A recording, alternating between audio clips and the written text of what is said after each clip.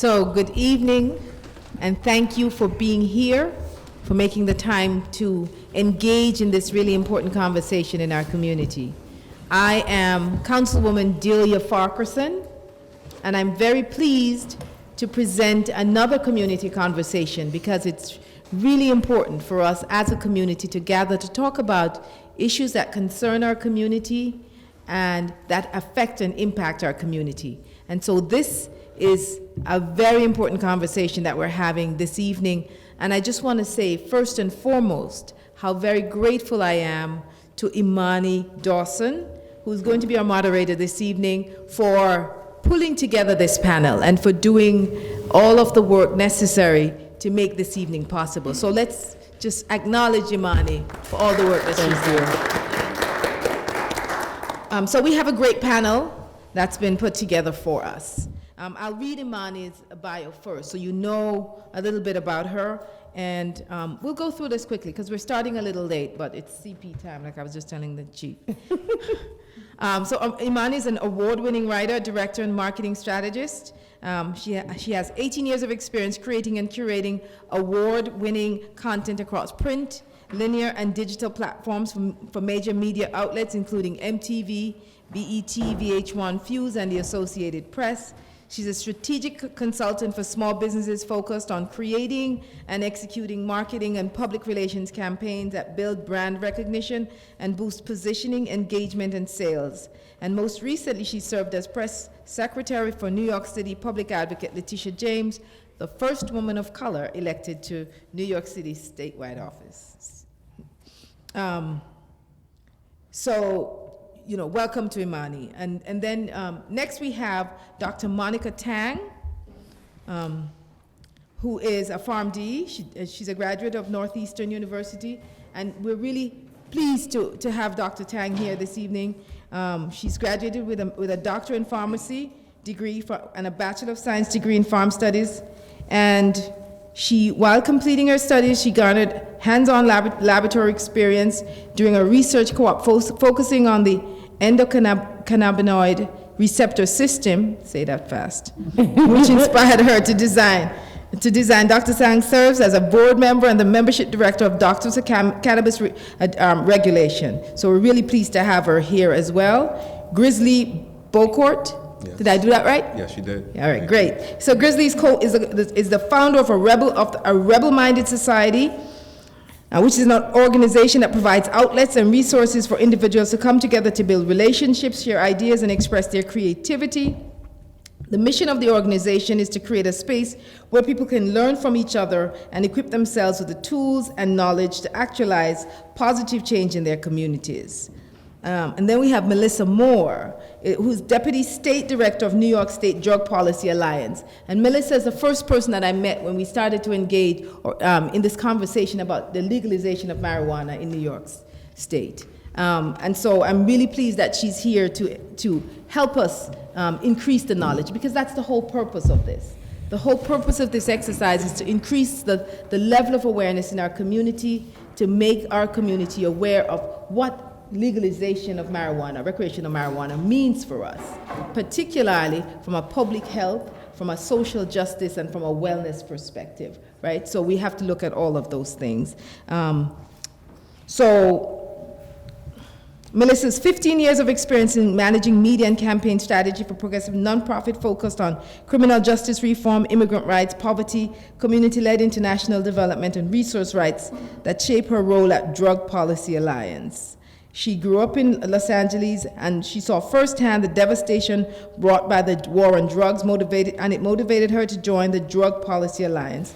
Her work at DPA centers on shifting New York's approach to drug policy and repairing the harm that the war on drugs has caused to individuals and communities, which is why she's really important to the conversation. And then there's one other person who's not here, but once he comes into the room, then I'll introduce him. So our facilitator, I'm sorry.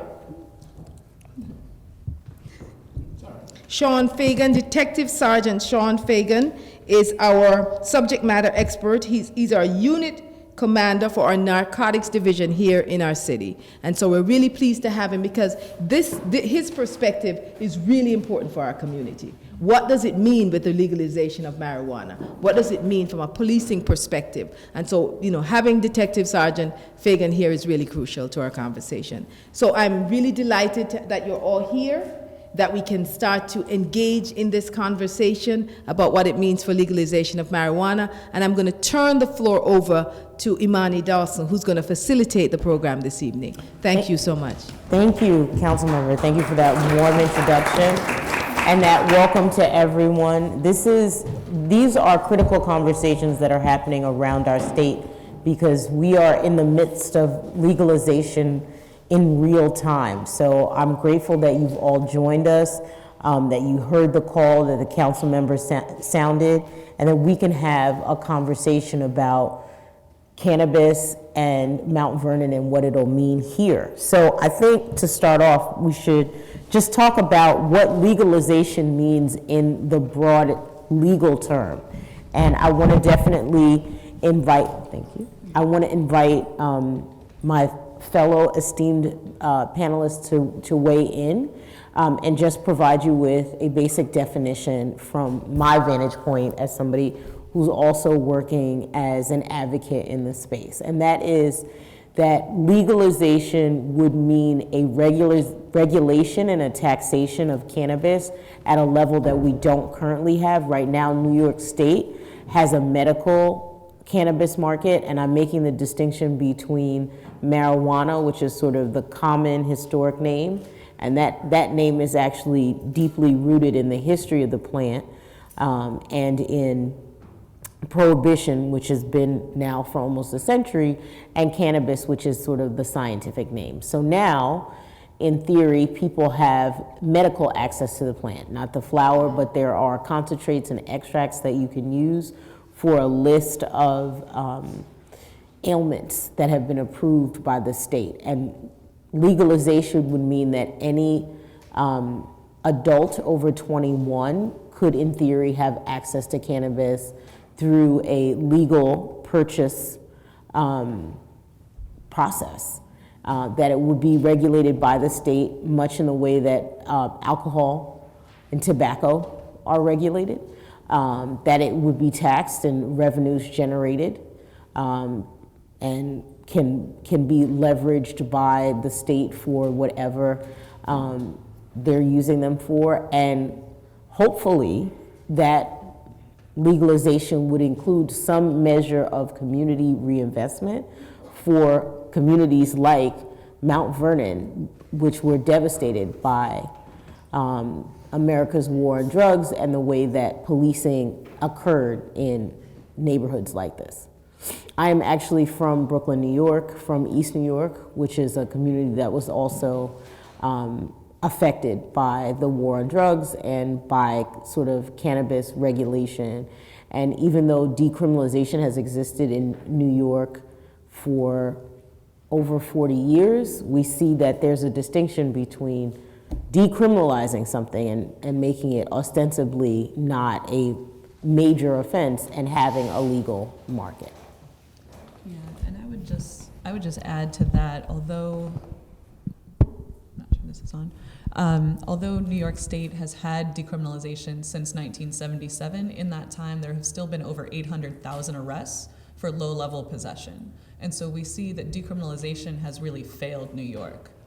And so that's a large part of the conversation that we're having now, is how do we move from a policy that hasn't been effective in its goal of reducing the harms to communities and also preventing access, as we know that marijuana is the most widely accessed illicit substance, and moving into a situation where we actually do have more control and regulation and ability to provide a framework, particularly for young people around this. So Melissa, your work with DPA is amazing. You guys are really sort of on the ground, on the front lines of legalization here in New York. Can you give us a quick update about what's going on right now? Because as I'm sure everyone is aware, the governor in January said that legalization would be a priority for the first 100 days. It was part of the budget that he proposed, which was a huge shift from where he was last year, where, you know, he was calling marijuana a gateway drug. That's right. So The status at this point, there has been a bill that was introduced in 2013 to legalize and tax marijuana at the state level, called the Marijuana Regulation and Taxation Act, that was introduced by Senator Liz Krueger, an assembly member who's now the majority leader of the assembly, Crystal Peoples-Stokes from Buffalo. That bill was dramatically revised in 2016 and then reintroduced for the following session to make it really comprehensive and truly the gold standard in terms of legalization when you look at addressing the harm that was done to communities really comprehensively. In that time, the governor had previously been, should we say, not very into the concept of marijuana, and even in terms of the medical program, kept it very restrictive. And that was actually part of the reason that my organization, Drug Policy Alliance, started working on legalization in New York, was because we had worked around patients' access under the medical program, found it to be still highly restrictive, to the point that people who needed medication were not able to even access it, mostly due to affordability concerns. So last year, the governor, in his State of the State, mandated that the Department of Health should do an impact assessment of what legalization could potentially mean for the state of New York. That impact assessment was issued by the Department of Health in consultation with a number of other state agencies, and found essentially that the pros outweighed the cons when they took everything as a whole. From that point, the governor established a work group to draft legislation and to inform his thinking around what legalization could look like, ultimately leading to him introducing, as part of the state budget this January, the Cannabis Regulation and Taxation Act. And there are a number of elements that are similar to what was in the Marijuana Regulation and Taxation Act. MRTA, CRTA, it's alphabet soup, it gets confusing. There are a number of things that are similar and then things that are different. So this new bill from the governor would bring all aspects of the cannabis plant under the purview of a single agency. That would be the Office of Cannabis Management, that would be established at the state level, that would then have purview over medical marijuana, adult use, and industrial hemp in the state. Additionally, there would be a number of other frameworks and licenses that would come underneath that, and some provisions around equity and some priority licensing and incubators, particularly for people that have been impacted. From our perspective, it doesn't go nearly far enough, especially when it comes to where the revenue is going to go. And so that's a big topic of conversation. Even just today, there was a news cycle around a deal that was supposedly brokered between the governor and Mayor de Blasio about using some of the cannabis revenue to fund the MTA repairs that are needed. And this is something that's come up before. From our perspective, DPA is part of the Start Smart Coalition, which is sensible marijuana access through regulated trade. It's a statewide advocacy network of more than 100 organizations, from faith-based groups to community-based organizations and members to everybody in between, criminal justice advocates and housing and employment rights folks as well, and immigrant rights folks.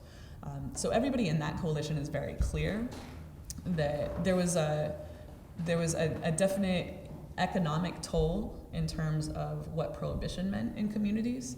The New York City Comptroller did a report showing that 7 out of the 10 neighborhoods that had the highest marijuana enforcement in terms of arrest rate also had the lowest economic indicators. So there is a definite correlation there that we can assess when it comes to where the revenue should go. So I'll quickly pause there. There's a lot of conversation, a lot of advocacy taking place right now at the state level from all sides, right? There are many, many voices in this conversation, a lot of concerns that need to be addressed. But this is moving as part of the budget negotiations right now.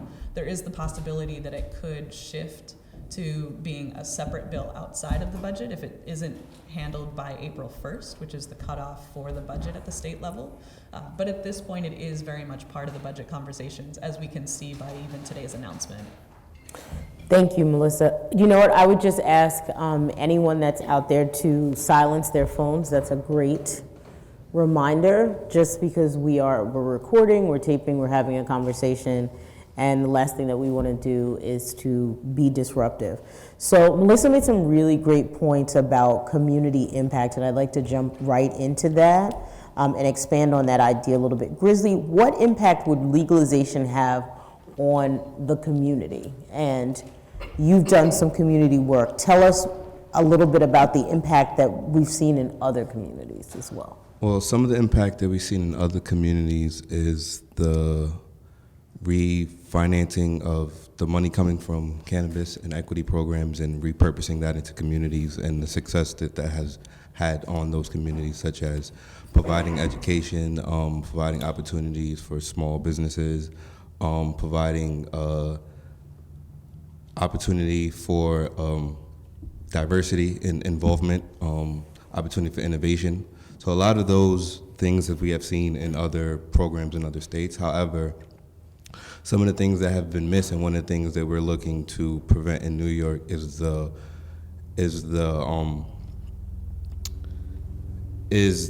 opportunity for people to have a voice in the community, have a say in the community. A lot of places such as California, one of the missteps that they had in their equity program was that the community wasn't a part of that. And that was one of the things that we're looking to make happen in New York, because legalization is one of the things that inherently eliminates a lot of the misdemeanors that a lot of communities have been affected by. However, it doesn't eliminate a lot of the problems that already have occurred from past criminalization, such as claiming records and things of that nature. So one of the things that we have seen the impact is that the opportunity is there for people to be a part of it. However, we need to reprogram and repurpose the education and bring awareness to those who have been affected by it so they can be a part of it. Thank you for that response, Chrissy. I mean, part of what we've seen happen as well is that there have been social equity and social justice measures proposed in other places, but they haven't adequately funded them. So the dream hasn't met the realization.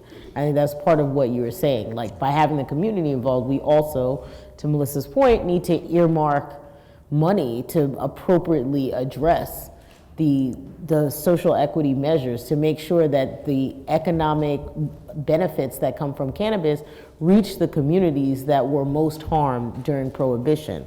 Although, part of what we have to do is just make sure that that is clear, because what's clear is that every government, or everyone has their own agenda. Like, there's budget shortfalls in New York.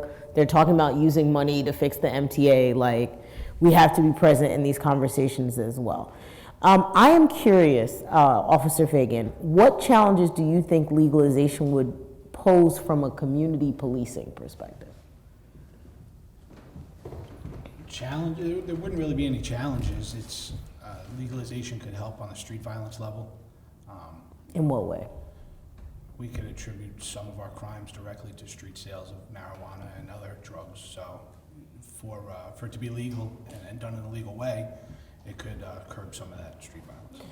Do you think, though, thank you for that answer.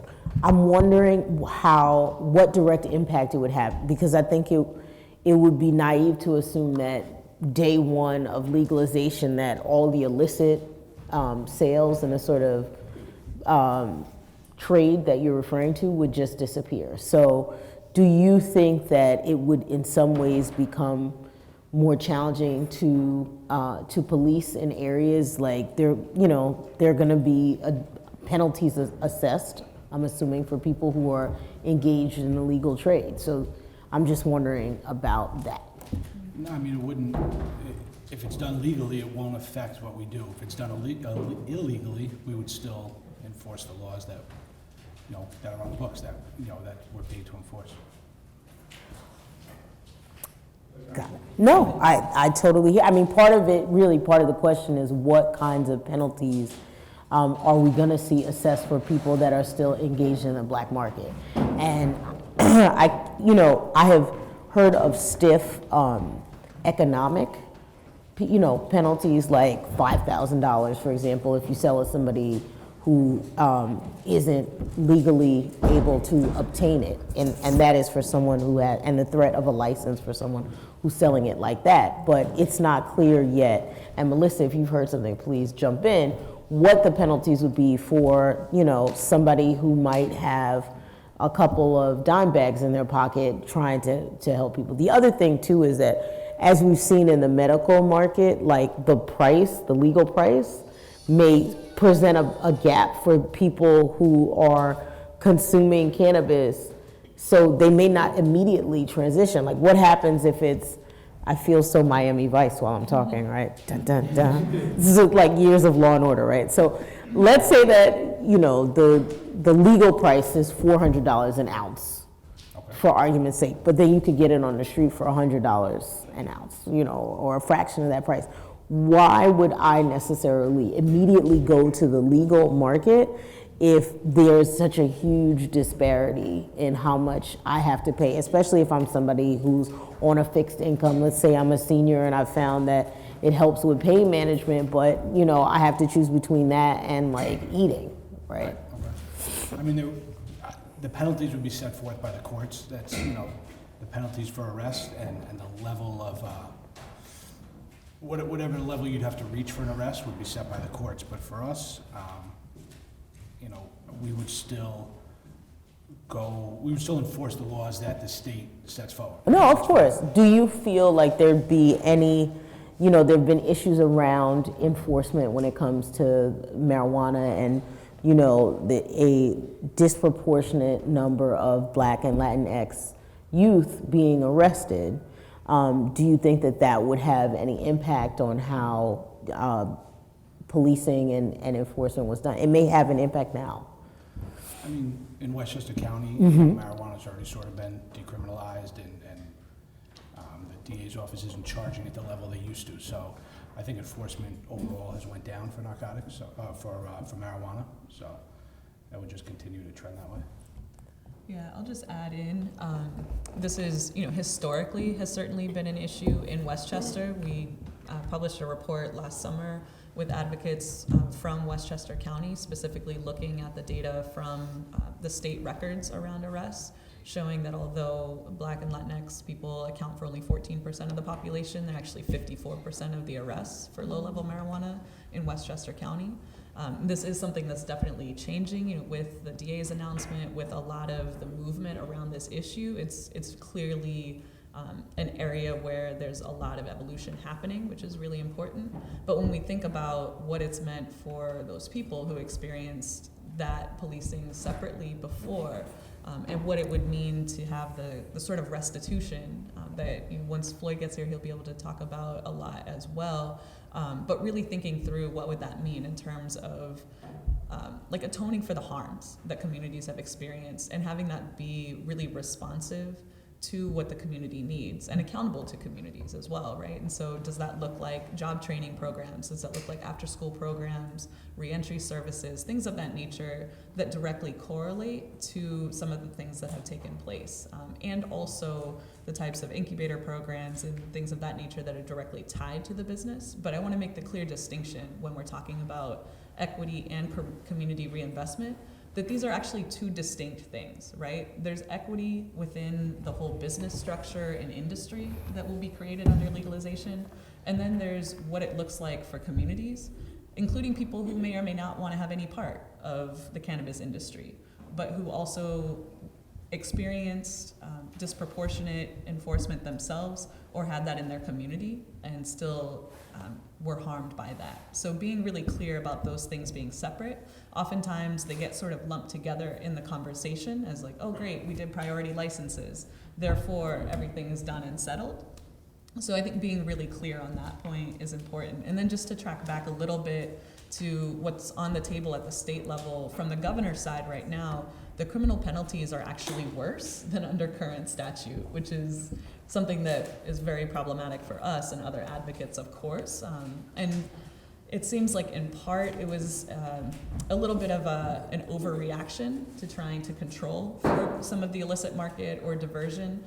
We would offer that there are more effective ways to do that. I think we've seen from the experiment of 40 years of prohibition that additional criminal penalties aren't effective in that way, but rather helping people transition out of the illicit market into the legal space through like micro businesses, incubator programs, things of that nature that really are intended to move people from the illicit space into the above ground market are going to be a lot more effective at doing that than the experience that we've had with prohibition. So all of those things those specific licenses, and especially a low threshold for application, is really what we're advocating for at the state level, making sure that people can effectively make that transition and also have the supports to do so in terms of technical assistance and legal counseling, so that it actually is going to be effective and responsive to community needs. So, a lot of the Westchester counties are already on the record saying that they would oppose cannabis sales in their communities. So just based on what you've seen in other states, Melissa, can you tell us a little bit about like what you think legalization might look like for Mount Vernon, assuming that they are, they are not opposed to sales? Oh. So there has been a lot of conversation around the opt-out provision. The structures are somewhat different between the Marijuana Regulation and Taxation Act and the governor's proposal, but essentially it boils down to municipalities having the option to say, we don't want to have retail dispensaries established within our city or our municipality or our county if it's the governor's proposal. That feels a little broad to us, and we would offer that it should be done by a referendum process, like an actual democratic process. If the town decides that this is not something that they want to have, absolutely, that's the town's decision. But it only would govern retail sales. It actually doesn't govern the criminal justice reform elements. It doesn't govern legalization, generally speaking. That happens all at the state level, and so municipalities can't preempt what happens at the state level in that regard. So the criminal penalties for low-level possession would be removed. All of those things would still happen in those municipalities. And we would propose that delivery services should be available as well, in that they're taking place on public roads. And so for a municipality to ban activity on the public road would be a bit of an overreach. But within either proposal for legalization, towns and cities would have the ability to regulate the time, place, and manner of sale if they don't choose to opt out. So like if Mount Vernon says, all right, we want this, we're going to proceed within the legal framework here, so then Mount Vernon would have the ability to decide the sort of zoning implications of where retail outlets would be able to be sited, and also the times that they would be able to operate, similar to what's happening now under alcohol regulations. But it wouldn't then, if a municipality opts out, they would not be eligible to receive the community reinvestment funds. And that's an important note, that the funds are tied together. If you're going to have the revenue generating entity in your jurisdiction, then you're eligible to receive the revenue generated from that entity. And you wouldn't be able to do so if the entity is not in your jurisdiction. Thank you so much. We have been joined by Floyd Jarvis, who is he's an educator and also a community advocate. And I just want to welcome him. And of course, immediately put you on the spot, because we are talking about community impact right now. And Melissa brought up this idea of restitution for individuals and for communities in a broader sense that are harmed. And I know that you are doing work around cannabis and cannabis communities. Can you talk to us a little bit about your work and the idea of, and tie it into what restitution could look like for some of the subjects that you are studying? Good evening, everyone. I apologize for coming late. I got caught up in traffic. I'm from Brooklyn. We don't come to Mount Vernon a lot. Hey, how you doing?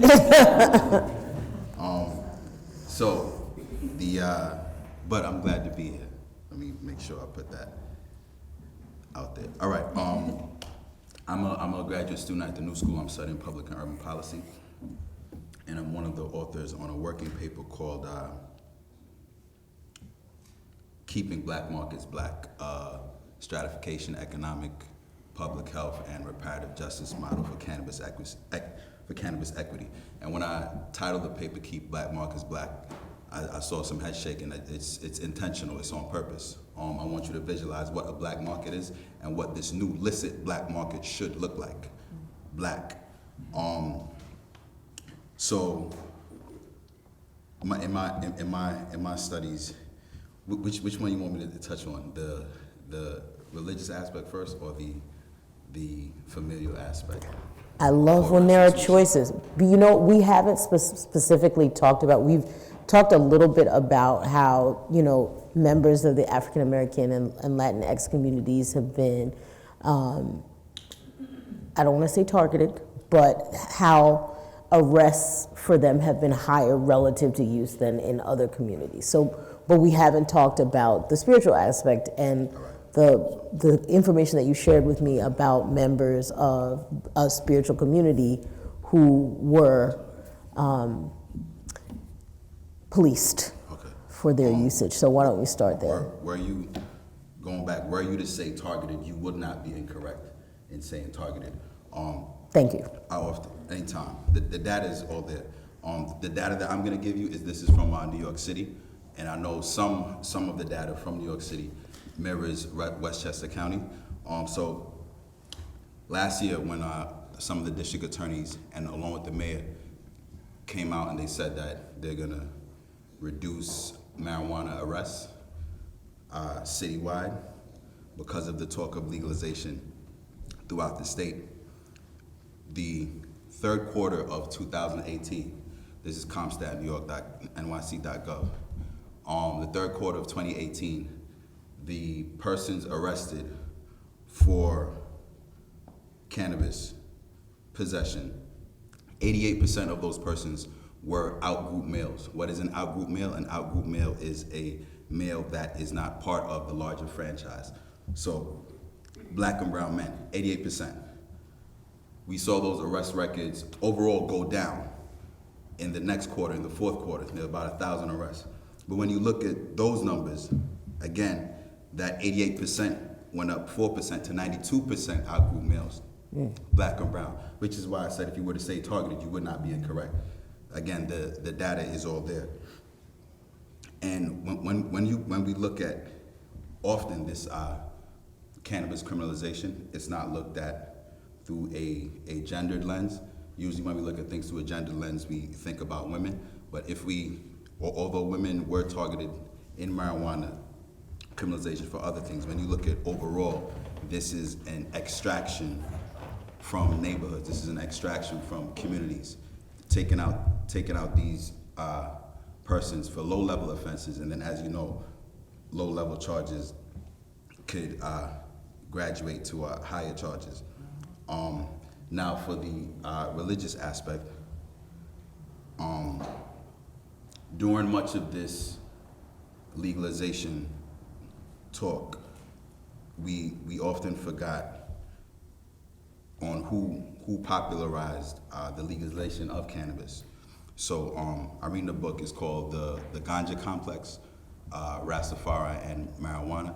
And it's not looking at Rastafari through a spiritual lens, but it's looking at Rastafari and its use of cannabis through an economic lens, specifically for communities that were pushed out, that were marginalized, that were denied jobs. So it looks at young men, it's an ethnography. It looks at young men in San Fernando, Trinidad, aged 14 to 24. And this is post colonial independence in Trinidad. So many of those young men's parents, they were leaving to go to Canada, UK, the United States. This is during the Hart-Celler Immigration Act of 1965, when the borders opened up for non-white persons in the United States. These young men whose parents left them, these young men who were not excelling academically, they were pushed out and they turned to, and some turned to and some were welcomed by the Rastafarian religion. And then we saw the ethnographer, his name is Ainsley Hamid. He's a former professor at John Jay College of Criminal Justice. He follows these young men to Brooklyn. Some of them come up to Brooklyn with their religion and with this viable economic plan of cannabis. And in the book it says this, with the use of cannabis, some of these young men turned out to be successful paterfamilias. Now, when I read that word, I'm like, what's a paterfamilia? I've never heard this word before. But a successful paterfamilia is a successful male head of household. So when you go back and you look at this gendered violence, gendered policing, and what it could be in, although they were operating in illicit market, what it could be in a legal market, the forming of successful paterfamilias. If I lost anyone, I could answer some questions afterwards. Well, we definitely will have an opportunity to answer, for the audience to ask questions. And I have one for you, because it sounds like what you're saying is that there were people who were members of the illicit market that were actually able to stabilize their families and to build successful businesses in this space. Do you have any ideas about how those people should be transitioned into the coming legal market that you can share with us? My ideas are not traditional. My ideas are different. They're radical because exactly what you just asked me is to welcome outcasts, welcome persons that are persona non grata, welcome persons that would never come in this building. They'll probably go across the street. So it's difficult. It's a difficult task. This is my second or third time speaking on marijuana at the state level, and many times when I go there and I give out these stats and I give out these data and I'm looking out, I don't see the persons that I'm talking about. I don't see these would-be equity applicants. My ideas, it would require, because when cannabis becomes legal, there's going to be a push to crack down on the illicit market. When at the same time, cannabis equity says to welcome those persons, which is confusing. So you would have to ask law enforcement to be a bridge to these equity applicants and not arrest, and welcome them to this illicit market. Do you know that cannabis is going to be legal? I've been arrested 3 times for cannabis in New York City, and during I've been arrested 3 times, and I've been, since the de Blasio spoke about mitigating arrest, I've been approached by officers, plainclothes officers, twice. And there's often conversation about marijuana becoming legal between the maybe arrestee and the officer. And sometimes it's constructive. So these officers are aware of this new coming legislation. So this conversation has already started. You don't have to arrest. Whatever cannabis councils that are going to be statewide or citywide, they should not only include law enforcement. You need to include the persons that were arrested, because we can better lend a voice on how to bring us in. Hello, because that's the question. That's what you want to know, right? Okay. Well, this is actually, you know what, we have a small but mighty crowd here tonight, and there are definitely some officers that are represented in the crowd, and this is the beginning of conversation. So that was very encouraging. Grizzly, let me ask you, as a community advocate and organizer, really, tell us about some of the events that you're planning to raise cannabis awareness, because part of it is about awareness and education. Yes, well, one of the things I've witnessed in my works over the last few years is the fact of the lack of education that's available in our communities. As Floyd has mentioned, in many places that I have attended, the people that we are referring to are not necessarily present in these rooms to consume a lot of this knowledge and information. A lot of these people are not even aware that the industry even exists. So one of the things that we've been doing with our organization, we started a brand called Cannaware Society. And our mission with that is to bridge the gap between the industry and the community. We have event series such as Canna Talk, which is having different discussions that are important to the community, educating the community on different things that are involved, such as what is CBD, the difference between CBD and THC. Many people don't know the difference between that. So just a lot of basic things, such as in the cannabinoid system that Monica can talk about further. But a lot of these things that are that what cannabis is made up of, our community is not aware of, and because of that, they're not allowed to make the choices that a lot of other people have been fortunate to make in the industry. So we do events such as that. We also have other events, which is called our Canna Market.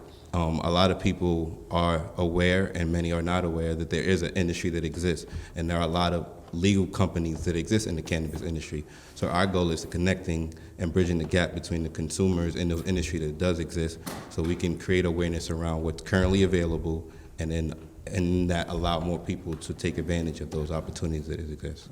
Excellent. I mean, I think, clearly people understanding that there is a legitimate economic sort of industry coming and that they can be part of it is really the first step in garnering attention and ultimately access for people in the community. So kudos to you, and that is something that could be easily implemented in a place like Mount Vernon, which feels, even though it's in Westchester, like a lot of the neighborhoods that we've come from in New York. You're from Canarsie, I'm from East New York, you're from Queens. Like, these are places with people who've had similar experiences around cannabis, whether it's policing or, even just observation of the impact, and people who are increasingly curious about what legalization will mean for them. So I definitely want to throw the mantle out. I think what the council member is doing is admirable, and I think that it's also incumbent on people who are residents to have conversations as well in as many places as possible. It's got to really be a group conversation in order for the people of Mount Vernon to be as informed as possible and prepared for cannabis legalization when, and not if, it comes to New York State. And while we're talking about legalization and benefits, what requirements should we be asking for big companies, Melissa? Because it's one thing for, the law to set a standard, but they're going to be, we see it already in Brooklyn and other parts of the country, other parts of the state rather. MedMen has offices on Fifth Avenue, for example. They have a Buffalo location, so they're looking to open a location in Brooklyn. The big companies are gonna come. What, as a community, should we demand from people who are looking to profit off the cannabis industry? Yeah, I think that's a great point, especially when we consider, as Floyd was saying, who has been criminalized in this space, and then now this green rush that's happening, and who is enriching themselves really rapidly in this space. Nationally, the data is a little bit wonky, but generally most estimates put ownership of businesses in the cannabis space around 5% for Black people, which when you consider the rate of enforcement is absurd, just flat out, period. What we're looking at here in New York is how do we address that? How do we get ahead of the curve, since we have the benefit of seeing what has happened in other states, how the initial states to legalize really just legalized going forward. And they did it through ballot initiatives, so it was somewhat more limited in terms of what could be included. The next wave of states did try to address some of the repercussions for people in terms of allowing for expungement or clearing records, but didn't do a whole lot beyond that. And then California and Massachusetts came in, right? And they have equity provisions and priority licensing, but don't have the funding behind it and don't have some of the other mechanisms that are also really huge roadblocks for people. So what we're talking about in New York is a structure that would actually center the people who are the most disadvantaged from being able to get into the space and position them in such a way to be able to access the space. And that's a lot of the public education that Grizzly does, other folks on this panel. Cease, which Imani is not hyping her own organization very much, so I'll do it for her. Thank you. But there are a lot of amazing groups doing that community education, but we have to make sure that the framework is there, because you can do all the education, but if it isn't actually robust in the legislation and in the way the regulations are put forth, it won't do any good, right? And so that's really making sure that there are smaller licenses available, multiple entry points for people to be able to get into the space. It's banning vertical integration, As we've seen in New York State, just a really quick recap on the medical marijuana companies. Right now, there are only 10 companies that operate in that entire space. It started out as 5.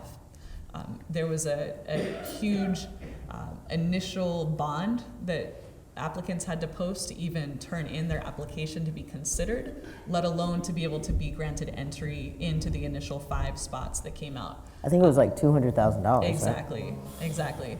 And the people who own those businesses, most of which are now currently traded on the Canadian Stock Exchange, they can't be traded on the US Stock Exchange because of federal prohibition here, but Canada has now legalized, and so it's legal to trade them on the Canadian Stock Exchange. Most of them are valued at $300 million, $500 million, I mean, exceedingly high capitalization. There's some of the owners of those businesses in interviews try to talk about themselves as if they're small businesses, like, oh, we scraped together, some change from family and friends to start this, hedge fund to go into this space. Yeah, $250,000 is not something that I can scrounge from people in my immediate surroundings. And I think that's the case for most of the people that have been criminalized for cannabis as well. So being really clear about who we're centering as we're building out this new economy is vitally important. We do not want to just repeat the same structural inequities that we've had in the medical marijuana system in New York, which is set up somewhat differently than the medical market in other states. It's much more restrictive here. These same structural inequities generally exist, but they're much more focused and much more concentrated the way that this is rolled out in New York. So specifically from the advocacy side, we would support banning vertical integration. That means one company can own every single step of production. Right now that's mandated in the medical marijuana space. We do not want that to continue over into the adult use space because that closes off those access points and those opportunities for people to be able to participate in the market.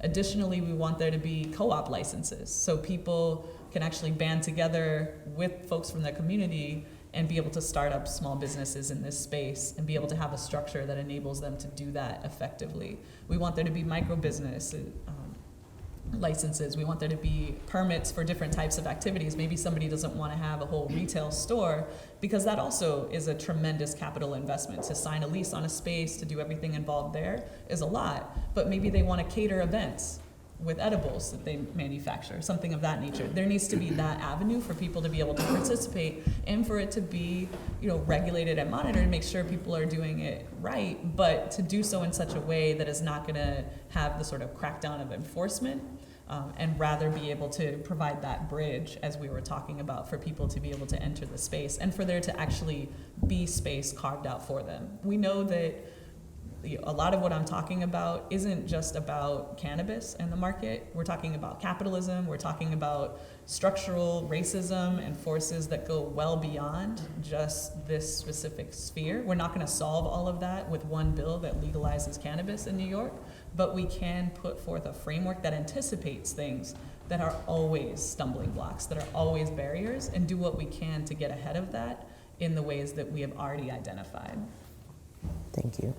So we have been talking about sort of like social equity and social justice on a very high level, which has been, I think, informative. I want to know what it would look like for an individual, let's say. Can we take an example of, let's say I'm somebody who was arrested on a low-level offense. Now I have a record. How could I benefit or maybe I had 3 of them and it turned into a felony or something. Like, how could I benefit from and I'm from Mount Vernon, how could I benefit from social justice measures? Or let's say I'm somebody who is interested so we have that example, and then we have somebody who maybe doesn't have a record, is interested in the cannabis industry, but if they could find 5 relatives to give them $500, they'd be lucky. So they're not nearly gonna have access to the kind of resources which you touched on, like, sometimes being able to pull $250,000 out of your friends and family network puts you in a much different position than somebody that has $1 and a drink. So what would social equity look like for them? And I want to encourage anybody to kind of weigh in. Well, Melissa, I'm looking at you. I'll start off and then I'd love for other folks to share. I mean, first and foremost, we have to make sure that if we're legalizing a substance and activity going forward, that we're also addressing any past records that people have for that same activity, right? And so both the MRTA and the governor's proposal, in different mechanisms, but both of them would seek to clear records for people. And some of that is happening, as you mentioned, already at the local level with DAs taking action. In Westchester, it's a little complicated because there are so many different court systems. It's different than in New York City or even in Buffalo, where the DA there also just announced that they would be seeking to seal records for people with prior low-level marijuana convictions because it's a more centralized entity.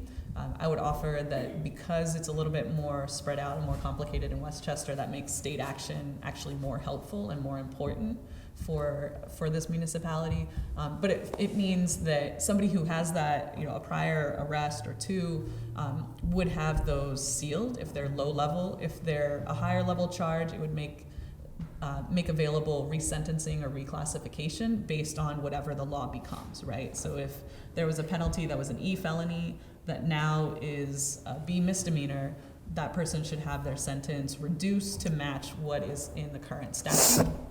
And then we want to make sure that people who have had prior contact with law enforcement aren't banned from being able to go into the industry. That's another really crucial point. Some other states have had that misstep, so we can learn the lesson and not repeat that error here. What's in the MRTA is that the only thing that would ban somebody outright from being able to apply to have a license is a prior business conviction. So something around tax fraud or evasion, things that are relative to owning and operating a business. No other offenses would automatically ban somebody. And the governor's proposal is a little bit different, but marijuana convictions would not automatically ban somebody. We're working on trying to expand what that conversation is there. And then it would really mean what the process actually becomes for applying for a license. And some of that is yet to be decided depending on how the regulations go forth. But we can say roughly from legalization, there will probably be like a 12-month period where those regulations will actually be promulgated based on the framework that's in the law. And then from there, people would be able to decide, do I want to have a micro business license where I'm trying to cultivate, process, and sell to entities? Do I actually just want to focus on cultivation? Do I want to focus more on the nursery aspect? This is a plant, after all. It could be somebody not wanting to try to pull together all the capital that's required to have a retail dispensary, but instead you could cultivate clones and sell those to people who are going to be cultivating. There are a lot of different ancillary businesses in the space as well, but I would offer that another really important option for people is to do delivery. That, again, doesn't require a huge amount of initial capital, but somebody would be able to apply specifically for a license as a delivery entity under New York State and be able to facilitate transactions in that way. That would all be part of the legal market, and that's something that is a much more feasible entry point for a lot of people, and especially if people already are operating in a space and have clients, right? Like you already know who needs to be delivered to, so you can build up that base and do so as part of the regulated market, which would be crucial.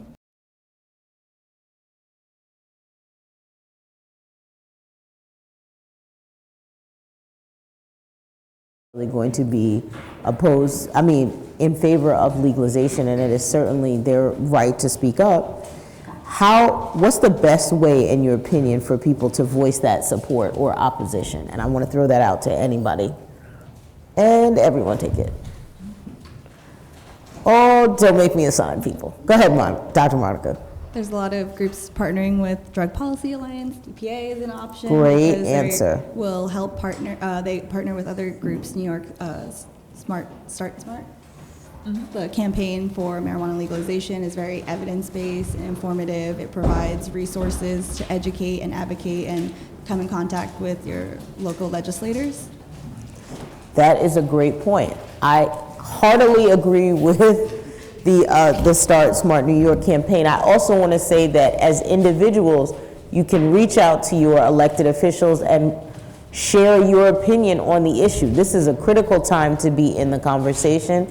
I'm glad that everybody came out tonight, and you cannot stay on the sidelines. So whether you are pro or opposed to it, this is the time to make it known to your legislators how you feel, since it is their job to represent the will of the people. And this is where the decisions are being made. Now we're in game time, right? So once we get state level legalization, it'll come down to a municipal level, and that will determine what the cannabis industry, or cannabis culture or legalization looks like in your community. And you definitely want to be proactive about vocalizing however you feel about it, so that you can have a place in the conversation. There is a great homonym, I don't know who said it, so I'm not even gonna pretend it, but you are either at the table or you're on the table. And we definitely want to get ahead of those conversations and play a role in what happens in your community. So I would urge people to do that.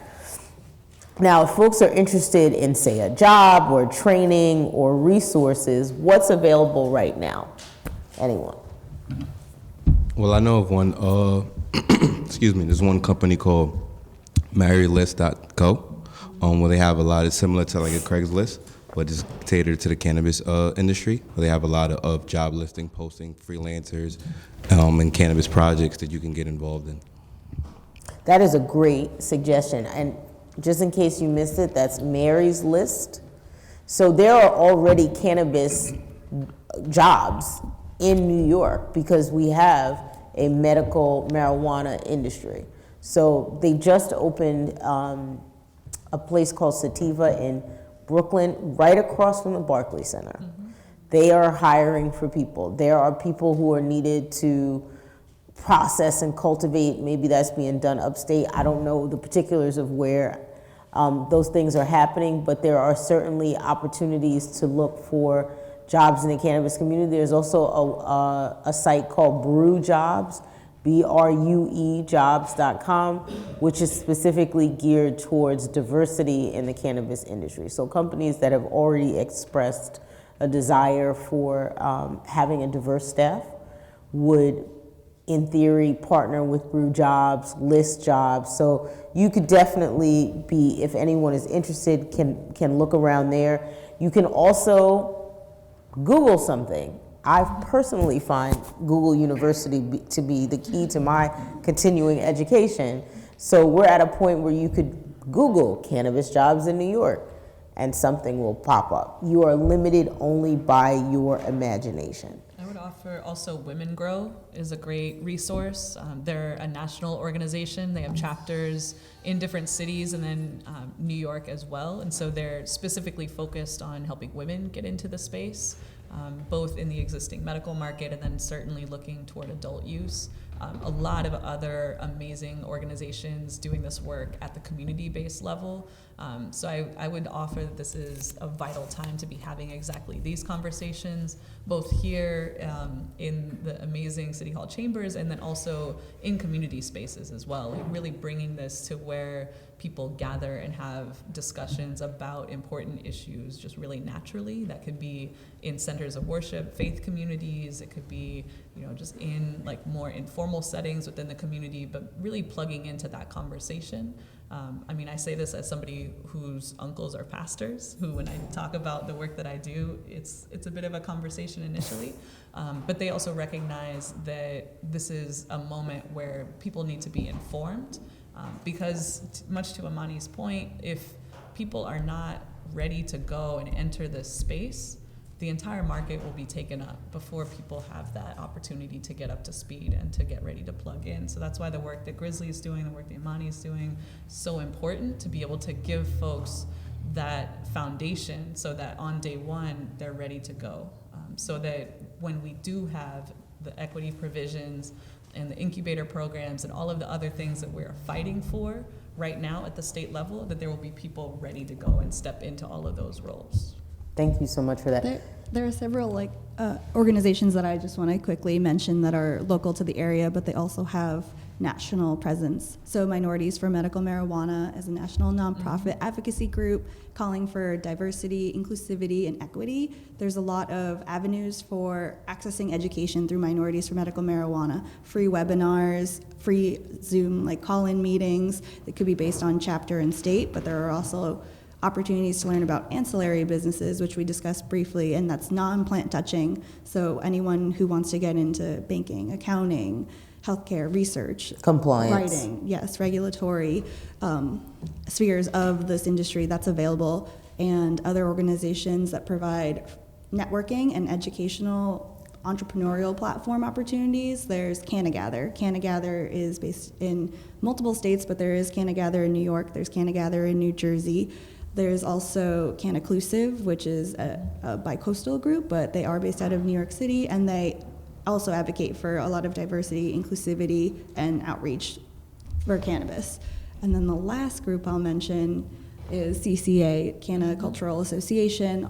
They also have a multi-state presence, but in New York City, you can access this group, and they provide means for networking so that people interested in learning more about the clinical side, the drug policy side, advocacy, activism, it's available to them because they'll meet established professionals, thought leaders, and innovators in the industry through networking events that they have available.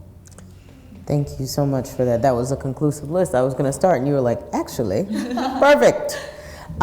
So now we've had this great conversation, and I am very heartened to see folks out here. The number one next step is getting other people in the community involved. So how do we get other community stakeholders in on the conversation? Churches, nonprofits, young people who we definitely want to see represented in terms of their voices, and elders, of course.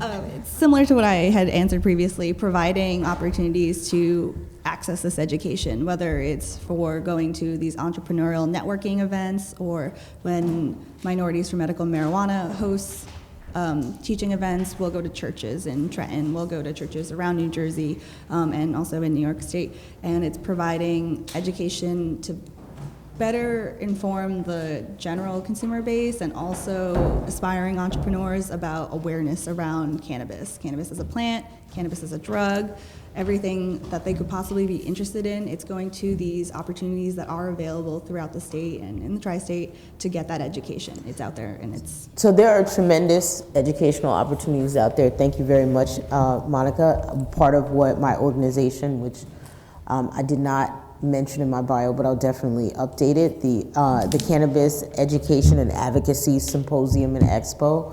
Part of what we're doing is really providing community-based education to dispel some of the stereotypes and misconceptions around the plant, and to give people a more balanced view of the health and wellness benefits and also the economic, potential economic benefits, so that we can have an inclusive industry. But really, and as proud as I am of that work, I have to say that these conversations really begin, in my opinion, one-on-one. So you're here tonight. We are deputizing everybody to go out and have a conversation, figure out how your neighbor feels about cannabis coming. How does a teacher feel about it? How do students feel about it? Have conversations about what it means, regardless of what side you're on, because this is something, as I mentioned from the very beginning, that's happening in real time.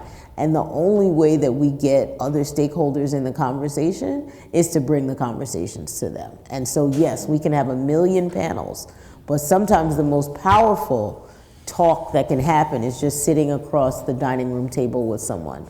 So I will end it with that. You are the face of cannabis, everyone, of the cannabis industry in the future, and I will turn it back over to the council member. Thank you so much. Really wide-reaching conversation about all the impacts of the various stages of cannabis legalization. And I just want to say that in our community, for example, when the governor held his talk around the county, Mount Vernon was not one of the places that he chose to come to.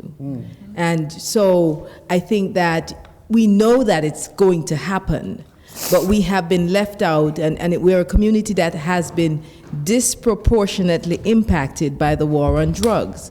So I think we have to force, and this is what this represents, we have to kind of force our way into the conversation, raising our hands to say that we want to be included and represented. So we want to open up the microphone, open up the opportunity for those community members who are here who want to ask questions or input into this discussion here this evening, because it's important. And, you know, I talked to Imani about this before, about this being a series of conversations, the first in a series, because I think it's going to be important.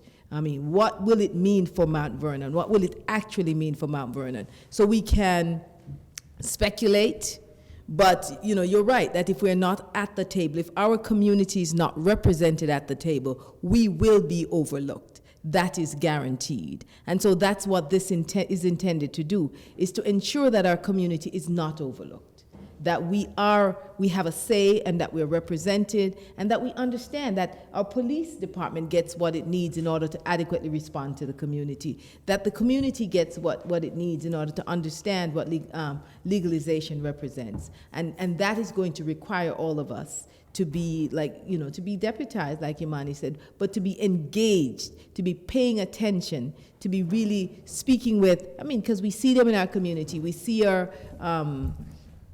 assemblymen, we see our senators, our state senators, we see our legislators, we see Elliot Engel at all kinds of events. So it's important that we are engaging with our elected officials in a way that says we want our community to be properly represented in this discussion, and for social justice, for social equity, for reinvestment to be done in Mount Vernon, which is a community that has been severely, severely impacted with the policing and the criminalization of cannabis. So join the line, please. We'll, first come, first serve. We have approximately 20 minutes or so, to have the.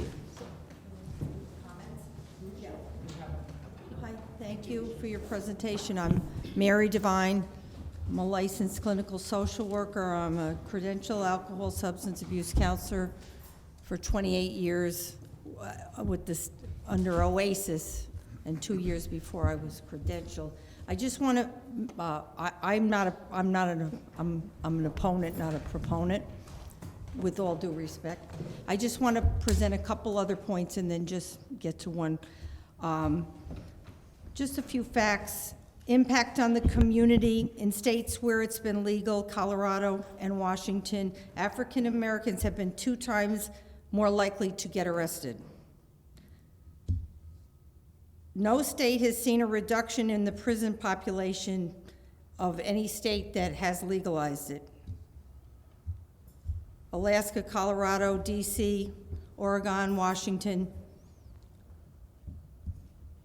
In Denver, there's 364 legal marijuana shops, and there's only 111 McDonald's and Starbucks.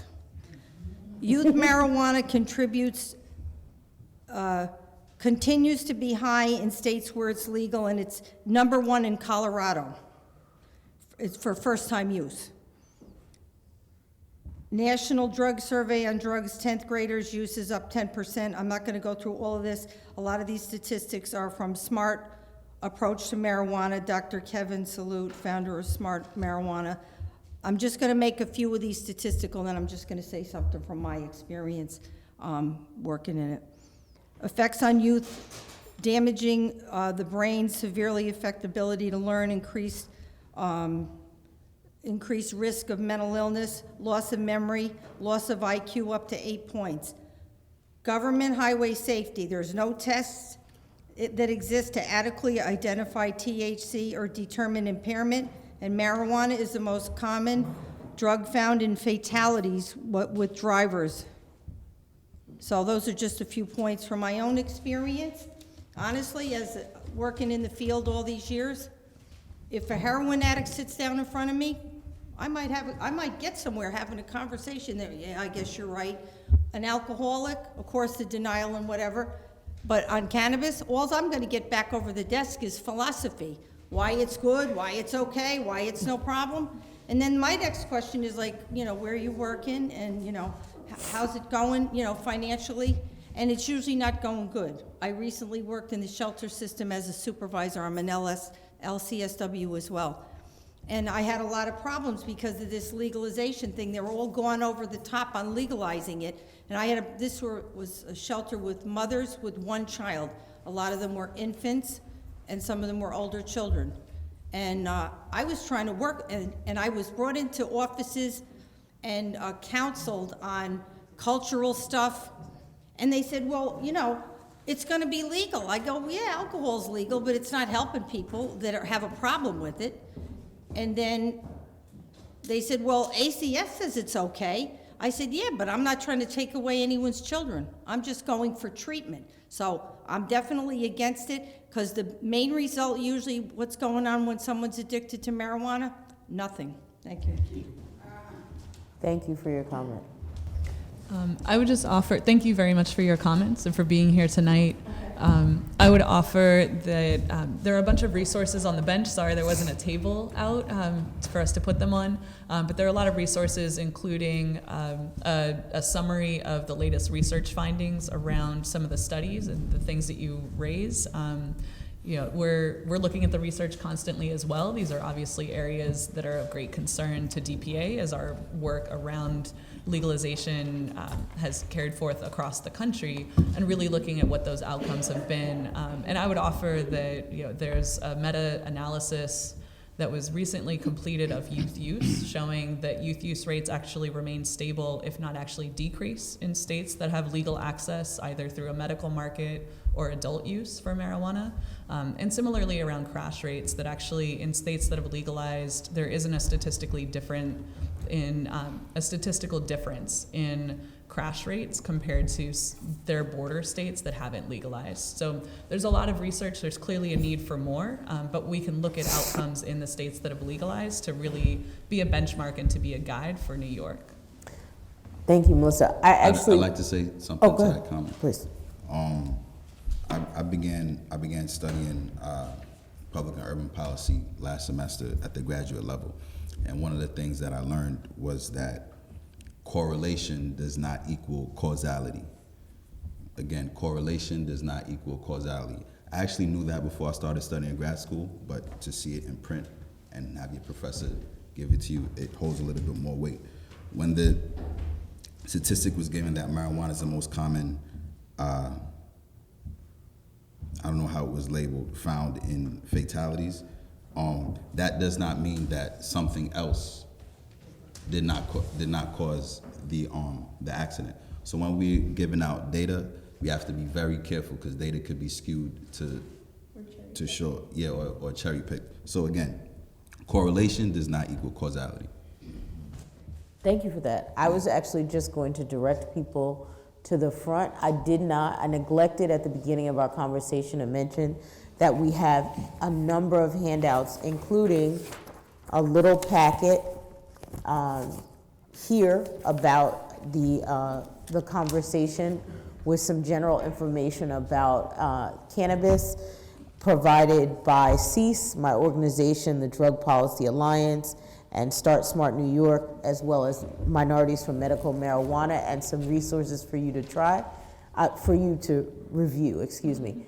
Try sounded very tricky, because I have yet to be in one of these conversations where someone doesn't ask me where they could get to, and I'm like, not that conversation. That's not what I'm providing. So I just want to be clear. And there are also additional research materials available, as Melissa just pointed out, courtesy of the Drug Policy Alliance and the work that they're doing in both advocacy and really being on the front lines of the sort of latest developments across many sort of policy issues with respect to cannabis. So please, please, please make sure that you grab that information before you leave, because we want, regardless of of your feelings, we want you to be informed. And just to be mindful of time, because, we have to get out when. So I just want to give the other folks an opportunity and just know that we have, and Jeff. So there are 3 people who'd like to speak, so 4. Be mindful of time. My name is Dr. Sonia Cole, and I'm a practicing psychiatrist and resident of the city of Mount Vernon for the last, say, about 22 years.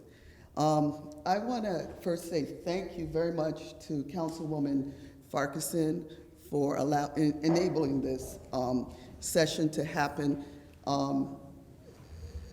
Prohibition has impacted the lives of people represented by this 4x4 square miles for the last 70 or 80 years, as we've said. It's affected every aspect of our lives. It's affected us economically.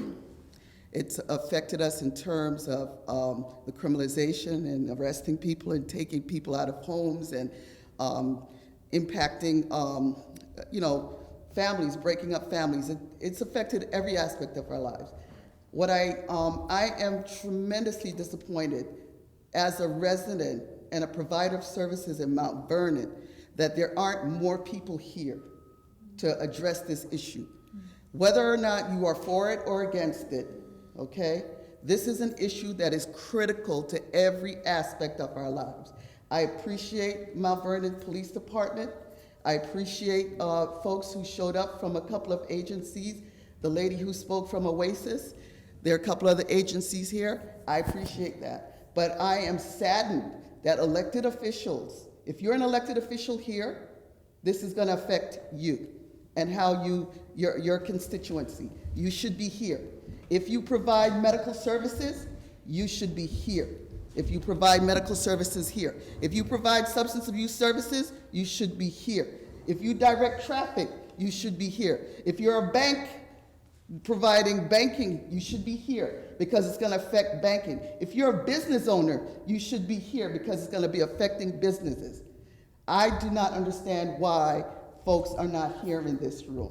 I'm appreciative for the folks that are here. Now, my story. I was born in Jamaica. When I was 6 years old, we were given ganja to drink for tea. I would go down to the country, Westmoreland, some of the best ganja, and my parents would give us this herb to drink for tea. As I got older, my parents started to detach from the idea that anything good associated with entity called Rastafari could be good. Therefore, they don't want me to touch anything or look at or think about anything. And Rastafari and also ganja and marijuana became something that we weren't supposed to be a part of. Not if we wanted to get an education, to get ahead and be somebody in this world, right? As Imani said, where I was at this point in my life, I spent 12 years training to become a physician, a psychiatrist. I practiced in everywhere where people are disenfranchised. Rikers Island, I was there as the psychiatrist of Rikers Island.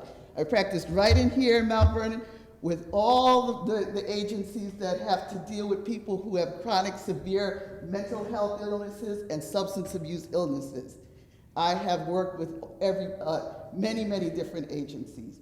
I sat down at my dining table some years ago, maybe 4 years ago, and started reasoning with friends who use this to try to understand a little bit more as I started seeing information about it having these medicinal pieces to it that wasn't as available some time ago. I sat down and I started listening to people and I started doing my own research. My research has taken me to meet a lot of these people here. I've gone to forums as far as Albany. I've gone to research forums in Bethesda. I'm studying it. This is an agonizing process for me to try to understand the right thing to do, right? To understand what is right for myself, for my patients, for my community, right? But I really do feel like this is an opportunity for our community to do something helpful and healthy for the community at this time.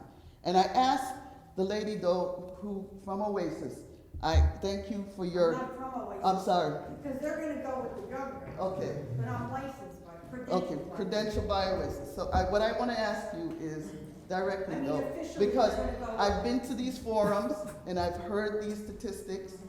What I want to ask you is, where were those agencies, or where are those agencies when it comes to the epidemic that is the incarceration of youth? That's an epidemic, right? That has been an epidemic for a long time. The incarceration of youths of color whose lives have been ruined, right? By the inequities in that system. That should have been addressed as a public health epidemic long time ago. The epidemic is not going to be the use or the legalization. It should have been why that wasn't addressed. Well, In the interest of time, let's allow the folks who want to, that you've had the opportunity. Okay, I'm here representing Rastafari Culture Class of Mount Vernon Hill, Selassie. The Rasta Culture Class of Mount Vernon represents spirituality, love, empathy, and what position we Rastas can take comfort in this conversation. I'm here to represent two things, Rastas and Montefiore. I'm a survivor of cancer numerous times. I work construction in Manhattan. Most of the buildings that you see, I was on scaffolds. I was at the top of the building laying bricks. I was pregnant with my kids, working very hard. I'm a mixed Afro-American and Indian, Native. So all I know is to build. I had cancer since 1990. I've had skin cancer, I've had colon cancer, uterine cancer, and also thyroid cancer. I have my paperwork from Montefiore, if y'all want to see it, certified from Montefiore. I also speak, I'm an advocate for Montefiore. This is my oil, cannabis from Montefiore for the last 2 years. My mother had dementia, Alzheimer's. I had a lot of allergies and I try to support my mom. While I'm trying to take care of my mom, I had seizures, I had asthma, I had the cancer, my mom had the dementia. We had nurses coming in and out of our home. I try to explain to them, I have to take this medication because I'm allergic to antibiotics, I'm allergic to Tylenol, I'm allergic to all pain meds, I'm allergic to anything they offered me in a hospital, even chemotherapy. I can't take any of it. So this is my way of life. This is the way I survived. Marijuana for breakfast. I couldn't eat food like everyone else. I couldn't even have a cup of tea without throwing up. Losing my hair, losing weight. I had to smoke marijuana to get an appetite so I could live, so I could take care of my 4 children. I did this up until 2017, where they legalized it, and I got my appetite with my oils, but once again, it's $90 for that one oil. I'm disabled, I don't work. My doctor told me I have to go on the street and get it from the street. I have even drove up as far as Canada to get medical marijuana, the real medical marijuana weed. My story, my life, my testimony, I had to stand up in front of a congregation in front of my pastor here, Pastor Gwen, in Mount Vernon, and let her know I go to Yonkers, Main Street, to get this cannabis oil, or else I wouldn't be standing here. This is my appetite. Seizures, cancer, asthma, working down by the World Trade Center, okay? I thought that I could build and I could save the world and I can do all these great things and raise children. Well, this is what's kept me, this and God. And we don't need to deny people of this. This is the way of surviving. I was so skinny and malnutrition without this cannabis oil. So this needs to be legalized. This is not a game. This is serious. If you never had cancer before, don't judge me. It's very painful. I lost a few people this year alone, and this is just February. I lost 2 young men in Montefiore, my best friend's children, this year, January and February. Cancer is very serious. Gentlemen and ladies, we need to make this an issue for Mount Vernon. We need to stop arresting people over this oil. This goes far back as far as Africa. It goes to Jamaica. This is very important to our lives. This is what gave me my appetite to survive, to live. Okay? And I'm here to represent the rosters and to let y'all know that we are for health, spirituality, and we are for the poor. You see us with this red, gold, and green? Most of the times I have extra food I'm sharing with the poor. My little check, my little disability check, I'm sharing with the poor. This is what this means. This means love. So don't judge us because you may smell the marijuana on us, because we're not killing anyone smoking marijuana. The people that are drinking alcohol, hanging around at the liquor stores, 9 times out of 10, they go home and they beat their wives. I'm an advocate for domestic violence. They go home and they beat their wives. They go home and nothing. They're looking for munchies. They're looking for munchies. She said nothing. They're looking for munchies, and they're looking for rest and love. So I'm here to represent marijuana, and thank you, everybody. Thank you for sharing your story.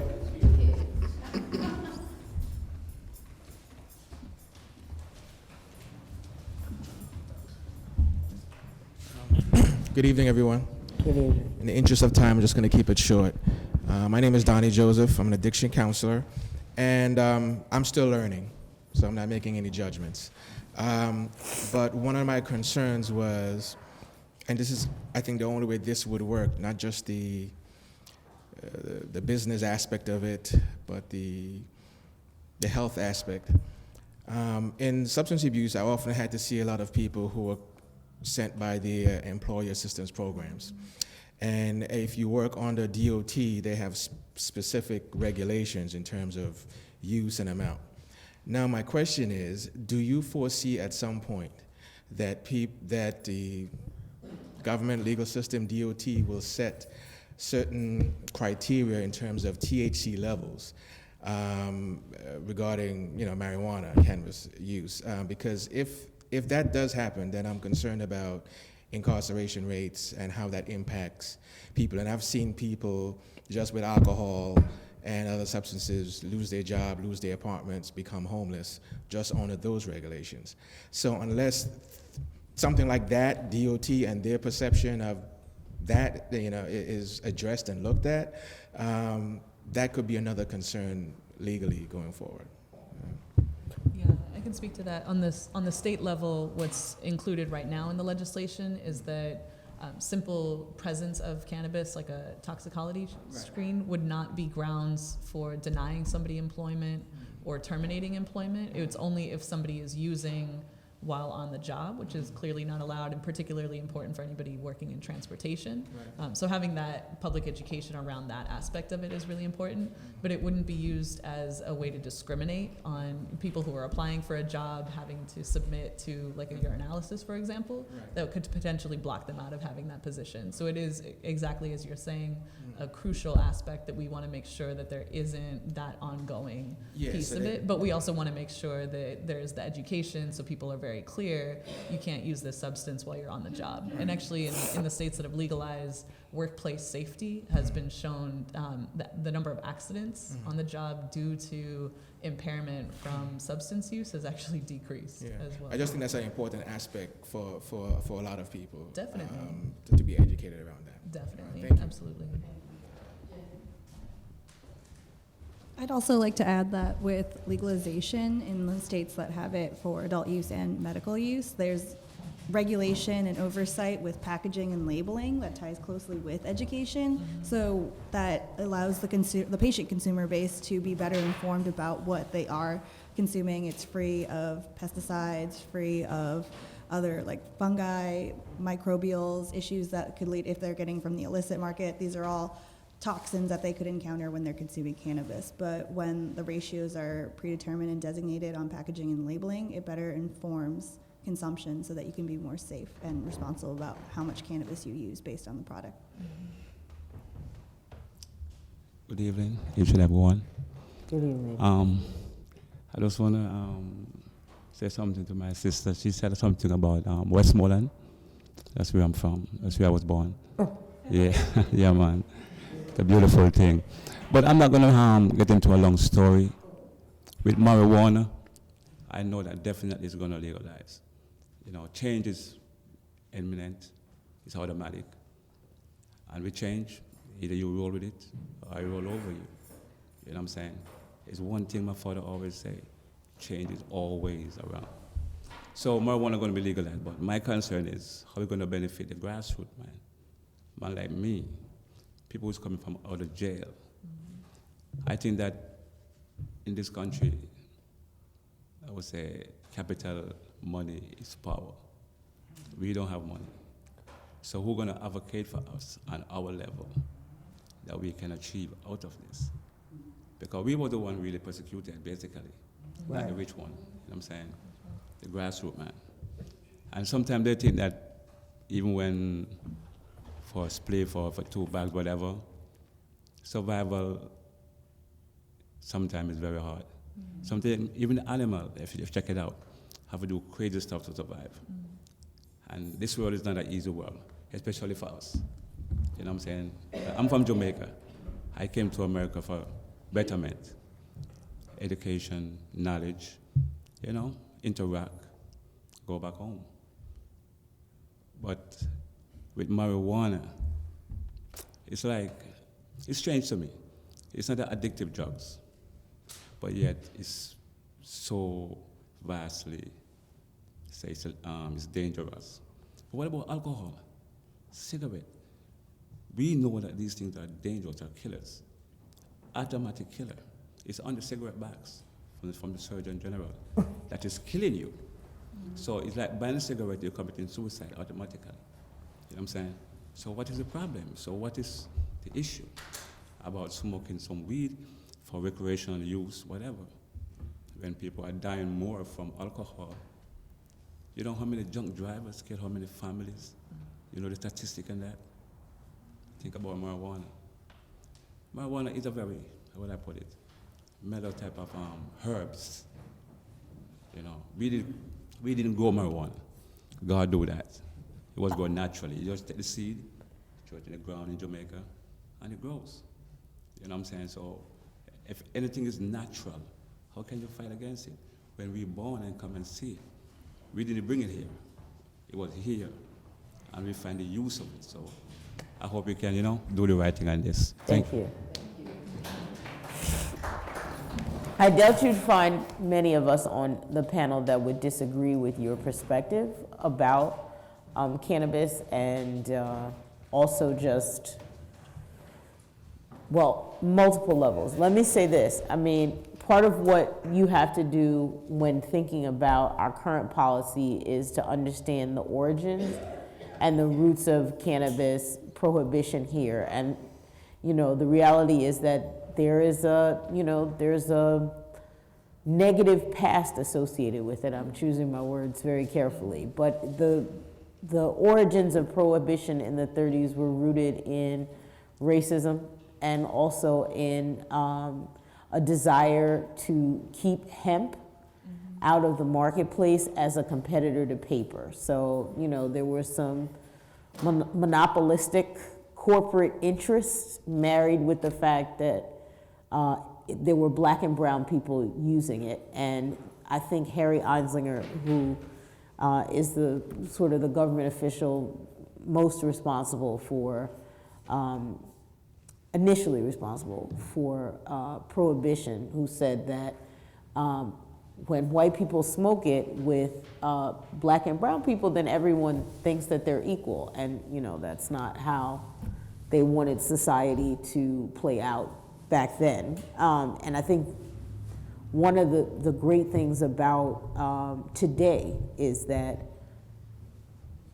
we have an opportunity to address that, to reintroduce the plant for health and wellness purposes, to have it be something that can benefit everyone and not just the moneyed few. And I think, you know, I will just speak for myself and say part of the reason that I'm here having this conversation is because I believe very strongly that grassroots people deserve access to the plant, deserve an opportunity to benefit from the booming industry from a financial perspective.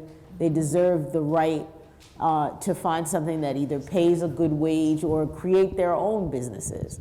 But in order for that to happen, we all have to advocate for it. We have to speak out, just like you did. And, you know, I'm sure this isn't the first conversation that you've had around cannabis, and I hope that it won't be the last. Part of what's going on now as they decide how legalization will look in New York is the sort of the battle for social equity and social justice, so that people, whether they were arrested and convicted on a related, something related to cannabis, or they want an opportunity to be part of an industry that's been restricted up until this point to people who could afford to just have $250,000 lying around for a couple years, basically, because it's like. Excuse me, Imani, I'm so sorry to interrupt you. No problem. We just have to be really mindful of time, and I really want to Absolutely. give everyone who wants the opportunity to speak publicly, because we've never had a public conversation in this community. And I think it's really important that the voices of the people who want to speak, that they are heard. So, you know, we just have to be mindful of time, because I want to get out. Okay, so I'm gonna, I'll be brief, but I think it's divinely ordered that my brother spoke before me, because he said in many ways what I intended to say in the first place. But to re-articulate what I would like to address specifically to Floyd and even Melissa, because she's addressed licensing and co-ops, and maybe even Grizzly, because I understand that your organizational backgrounds might be able to answer this. The elephant in the room is that we don't address addiction. And we understand that this society is addictive in many ways for several reasons, including sociological dysfunctions, and especially communities of color. We're talking about the blowback of white supremacy. So until we actually see the absence of an America or North America, at least, where we don't have this institutional, academic, legal, economic, etc., pedestal for white supremacy that makes non-white people feel so out of sorts. What do you suggest? And I'd like to see kind of from an organizational perspective, not so much clinical, but what you think is that community, that internal conversation that should be happening in the black community that is still targeted, as you rightfully reminded us. You know, how can we deal with this organizationally, that not just for the economic and capitalist reasons, I mean, that is where we are for now, you know, till the next crash, but in terms of how the community needs to self-sufficiently redeem itself. How can we see a better way to guide our families and eventually our politics to guide, and going off of that, how you see that kind of national trend, Melissa, in terms of co-ops and growing solutions? Thank you. Wonderful, wonderful question, and I like the way you framed it. Concerning cannabis legalization, I'm cautious, and I want you to listen to me very carefully. I'm cautious of inclusion, all right?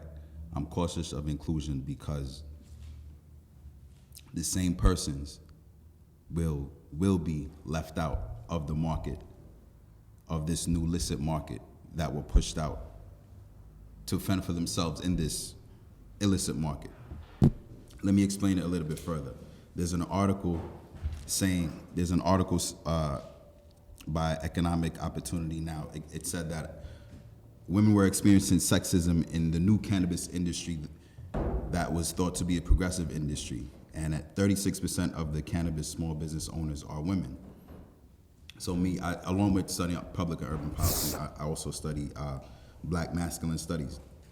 And I know the data concerning black male unemployment, specifically New York City. Since 9/11, black male unemployment has been recessionary except 3 years. So like when they had the recession in 08 and the crash that the brother alluded to, prior to that, since 2001, to be a black man in New York City, your chances of finding legal, gainful employment were minimal. Now we see in this juxtapose that to this article saying that women are receiving sexism at similar rates. Then there's another article from USA Today and LinkedIn that says black men are absent in this new cannabis industry. So if were you to read this Economic Opportunity Now article, you wouldn't think about the racialized, gendered framing of this article. You would think that it's all men. But if some men are not there, then how are we framing this? And I say that to say, not to have every man bring about sexism in the industry, but I often look at articles as to what it's not saying. Like there's an absence of these people.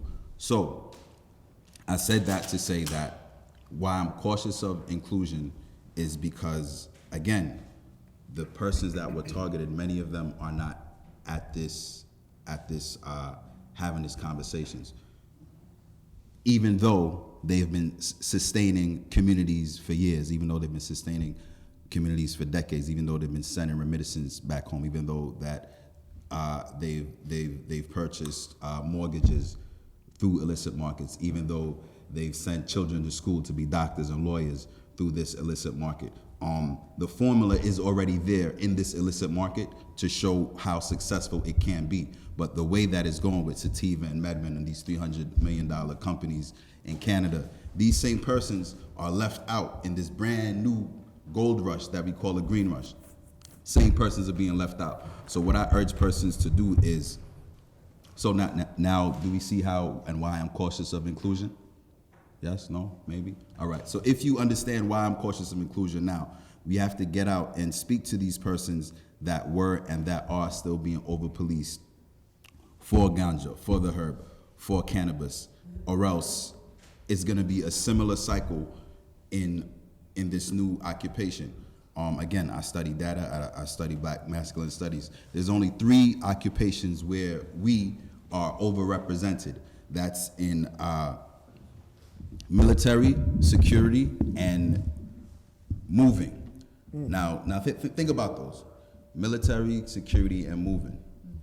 There's a thing called John Henryism.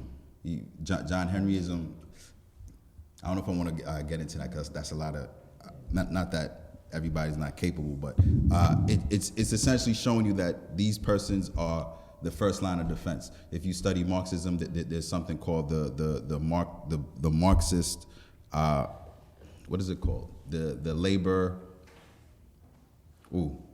I'm drawing up. No. It's a labor market that's the reserve army of labor is persons that have been under mass incarceration. So when there's an influx of economy, that's the only time that these persons are turned to for jobs. Otherwise, they're vagrants or they remain in prison.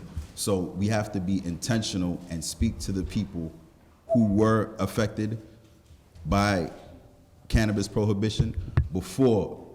I see you, sister. Before the Councilwoman is going to direct that the answers be really short at this time. We have to be mindful of time. Yeah. Okay, good. Yeah, so be direct when you're speaking about these conversations, and make sure, we have to make certain that the persons that were adversely affected have a fair and equitable stake in this new market. Thank you. I just want to make one point, because one thing that I feel is the most important thing here is that we bring the conversation to those who need to have it. Yes. As you mentioned earlier, this is the first time this has been a public discussion here. It is. However, this has affected your community drastically. Yeah. So it's important that we bring the conversation to those who need the conversation. Absolutely. Just last week, as you mentioned earlier, that we were at a panel discussion that happened at the first church in America. And it was the conversation that needed to happen in that community, because it's been affected by that community. That community has been affected by it so much. So my point that I'm trying to make here is important that we bring the conversation to the places that they're been affected by it the most, as opposed to having it in spaces that may not necessarily be as effective as it has been in the past, because this industry has existed. This is not something new. However, these conversations are not happening in the places that need to happen, and that's why those who've been affected by it so much are being left out. But I think it's also, I mean, and I'll be very brief, but it's also strategic. I think it's important to recognize that because this conversation has not been had in public, we have to send a message to our community that it's time that City Hall engages in that conversation and recognizes the impact of these things on our community. That has not happened. Right. It has not happened before now. And so this is deliberate. I'm intentional with this. So That's why it's important that we have to speak up. For example, this Thursday, we're actually heading to Albany to conducting some lobbying, because that's important that we bring the conversation to where it matters and speak to those who are Around part of equity. decision making. Yes. Exactly. Exactly. And March 27th is the big lobby day for marijuana justice in Albany. You can go to smart-ny.com to learn more information about that and sign up for free transportation up to Albany. I'm not an expert, but I'm from the little land of Jamaica. And as the doctor said about marijuana, not even marijuana, I know it as ganja. And every home in Jamaica has some liquid form of that in the house. That you get it as a medicine if you get a cold, a fever, or you are being rubbed with it. And my grandmother died at 96. She have never had her blood pressure taken. She has never had any antibiotics. And she's always boiling some type of natural stuff to drink. And it will be given to us, the kids, after the mango season. Now, the exploitation been going on a very long time with ganja. I saw a documentary with a guy, an English guy, who went to Oxford. He was affiliated with the Optic Church. And they did a lot in Jamaica, bring down heavy equipments to make runaways, and people working all over, all the way to the Philippines. And in Jamaica, they were very interested in this ganja because they call it the Jamaica Gold, because they use it to mix with other ganja from other places, just like the Blue Mountain coffee. Those people been exploited from the beginning because they are like sharecropper. The organized people, they come in with the plane and they take this stuff out and it goes all over the world. This new thing that everybody's talking about, those people are locked out. In Jamaica right now, the number one guy who is the chairman for this new thing, he's the husband of one of the MPs. And as the doctor said before, once you get older, your parents don't want you to be affiliated with Rastafari. And they brought great economy from the ganja. The houses was built from that. The kids were educated to doctors, lawyers, and everything. And they were criminalized. And the criminalization caused them to grow more. The population of Rastafarians came bigger because it was mostly in the corporate area. And then by harassment and things, they moved into the suburbs. And it built to great numbers. And the music world has a lot of Rastafarians, the university has, and they are doing some research on ganja. But the original people and the grassroots people, there's nobody getting them inclusive in this new trend. Thank you. You'll be the last speaker.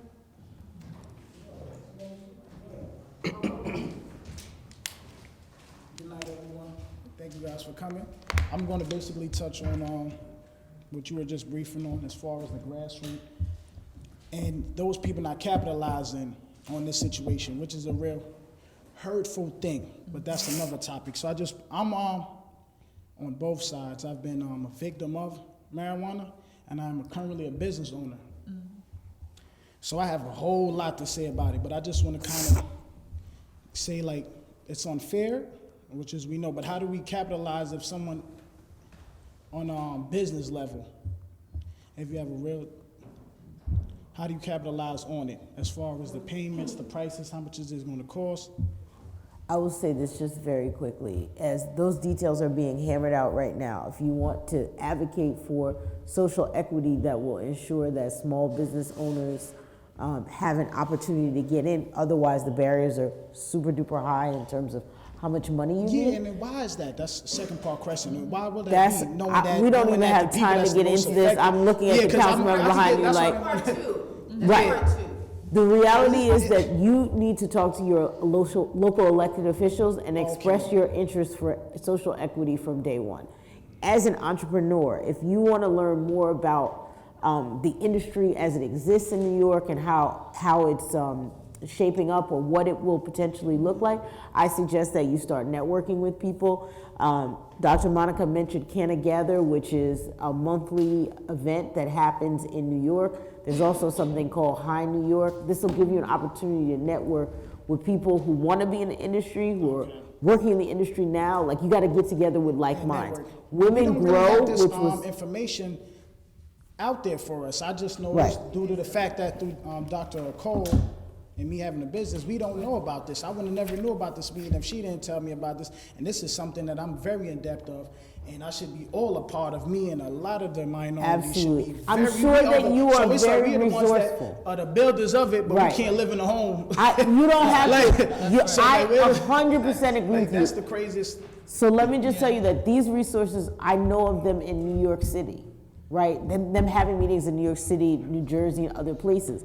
But if there's nothing comparable here in Mount Vernon, build it yourself. Just start a group, a meetup of people that are interested in being in the business, and you guys start building with each other. There are conferences.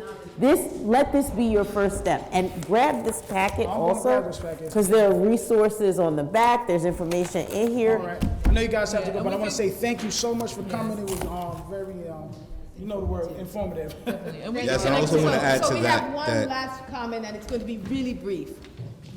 And we can connect with you further as well to share resources. Real brief, you know, but not brief, that brief. First, I have to,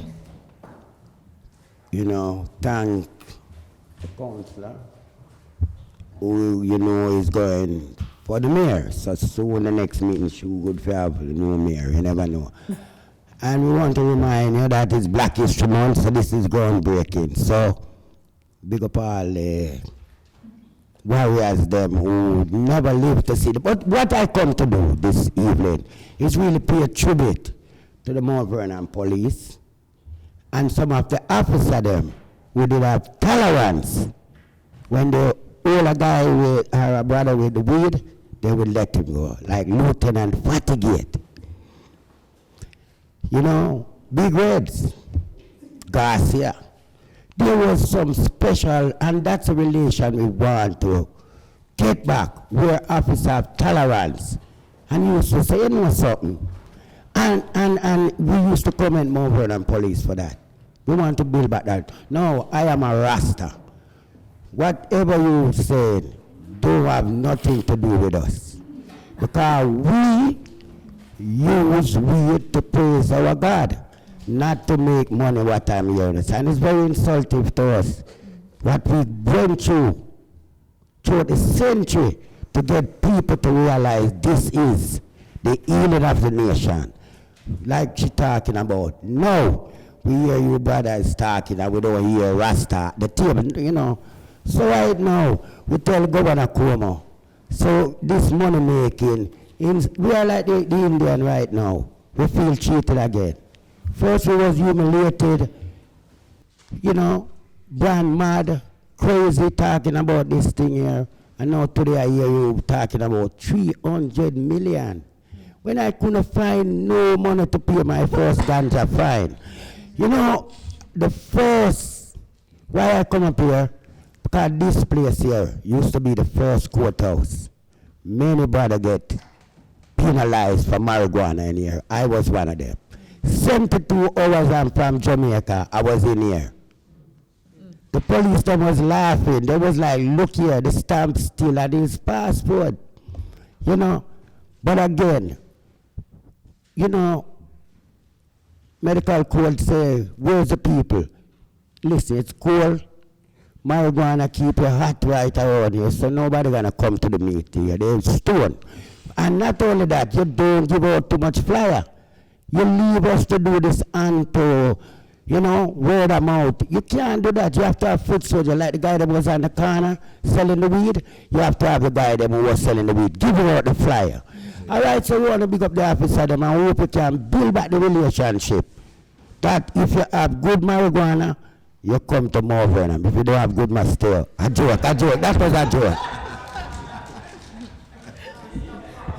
Let me just say that I am a firm believer that who needed to be in the room was in the room, right? So I don't subscribe to, and Jeff and I, we do a lot of functions together. I don't subscribe to numbers because I think that the impact is what matters most. I first want to say thank you very much for sharing your knowledge, for sharing your time, for being here, and for making this available to our community. It has not been done before. We need to have more conversations like this. And so on behalf of our community, I say thank you to Detective Sergeant Fagan, Melissa Moore, Imani Dawson, Dr. Monica, Floyd Jarvis, and Mr. Beaucourt, right? So I want to thank you very much. Can we just say thank you to them, please? Acknowledge. I know that the conversation. I was going to say, and thank you to you for recognizing that this was an important conversation and making it happen for your constituents. They're lucky to have you. Thank you so much. It won't be our last. Thank you very much. Thank you for having Thank us. you.